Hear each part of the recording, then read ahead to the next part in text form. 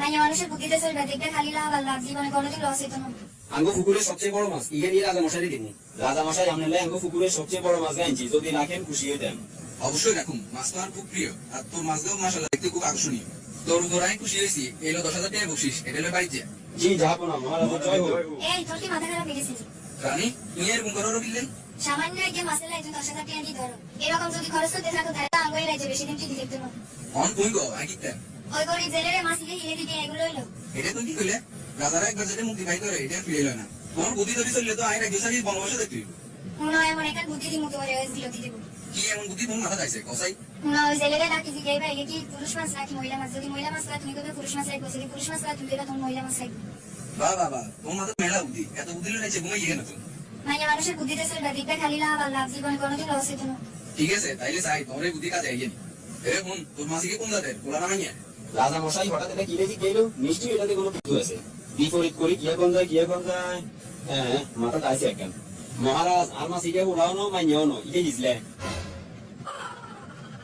মাসিকে যে হিসলে এটা তুই কেটে বুঝিস? মহারাজ ক্ষমা করবেন, মাসিকে উড়ানো মাইয়া এটা বাড়তি কোনো গুণা গুণায় দেখি না, এই কারণে বুঝে নিলাম ইটে হিজলে। তোর এই বিশ্বক্ষমতা আর ভালো লাগছে। ধর তোর আর বুদ্ধি দিলাম এগুলো বাইছে। মহারাজের জয় হোক। তুই কি দেখি বিষয় এলাকা আরো 10,000 টাকা দিয়ে দিছ।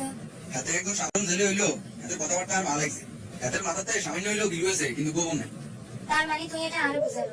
আরে না তুমি লোক রাজ্যের অন্যান্য মানুষের কথা কইলেন। মহারাজ কত গুণ টিয়া দিল, আরে হাজবেন্ড এনে চলে গেছে আর দুটো। এই হাজবেন্ড এনে যে লই একে সুমো দিয়ে আইতে সালাম দিতে আরে। এটা দেখছো নিজে দেখে কত শুনো লোক, হাসুরি আর মাছ 10,000 টাকা দিছ, যাতে হাসিয়া মরে গেছে, এখন আবার ঢুকাইলো। ওরে আবার টিয়া আরো সুমো আদের আবার কো ফালেও লাগা। আসলে তো কথা ঠিক কইছো, এই হাসিয়া হয়ে থাকলে আকাশ দরবারে কত কি কইয়ে হিগুনে এটা করে দিত। এই জেলেরে তাড়াতাড়ি একটা শাস্তি দাও। আর এই যে অন্তত যাতে ছোট নজর কেউ না দেখায় এটা লাগলো এদের শাস্তি দিতে দিতে হইব। এই জেলের শাস্তি দিলে আকাশ যেন অন্যান্য প্রজারাও সতর্ক হইব। এই খাড়া তোর ভিতরে এত লোক গিললে রাজ দরবারে হাসিয়া হয়ে গেছে, তুই এটা উড়াই লইলি আবার শুনে দিলি, খুব ভালো লাগালি, এটা টাইনি কি এখন? রাজা মশাই এই হাসটি আই লোকের কারণে লয়ে সুমা দিল। এই টিয়ার ভিতরে আপনার ছবি আর রানীমায়ের নাম লেখা ছিল। এই টিয়া যদি নেসে হয়ে থাকে কারণ কারো চোখে তলে উঠবো, পরে আমরা রানীমায়ের মানে যথান হইব। এই কারণে আই নেসে তুললই আনগো সমানাতে টিয়ানের একে সুমে দিছি, কপালে লাগায় সালাম করছি, এটাকে আরো অপরাধ হয়েছে কোন চাই। বাহ বাহ বাহ বাহ, তোর আচরণে আমি মুক্ত হইলাম।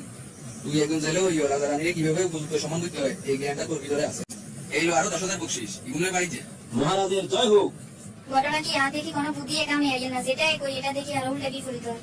আজকে একটা জিনিস বুঝি লইলাম, যার বুদ্ধিদাতা হয় নারী সে হয় জনম বিজ্ঞানী। তুমি কিন্তু সুযোগ খাইয়া যারা এত কথা কইয়ালাম ঠিক কর না।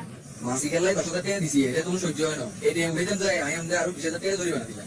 আমি তো কইছি তোর ভালো লাগে না। ভালো লাগে কিছু বুঝছি, কিন্তু তোমার বুদ্ধি যে হাঁটুন নেছে এটা তো আগে আগে বুঝাইতাম।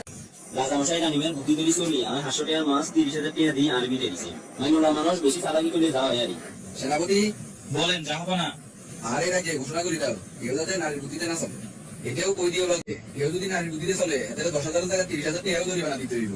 মহারাজ আমরা কি বেতাম এটাই তো বুঝিয়েন না। আমি নিজের ভুল কথা শুনিয়ে তো লসে লসে আছি। পরে বুঝি লইলাম আইনের বুদ্ধিতে চলান একটু নিজের বুদ্ধিতে ফকির ভালো আছে। এটা বুঝতে আঙ্গ অনেক দেরি হয়ে গেছে।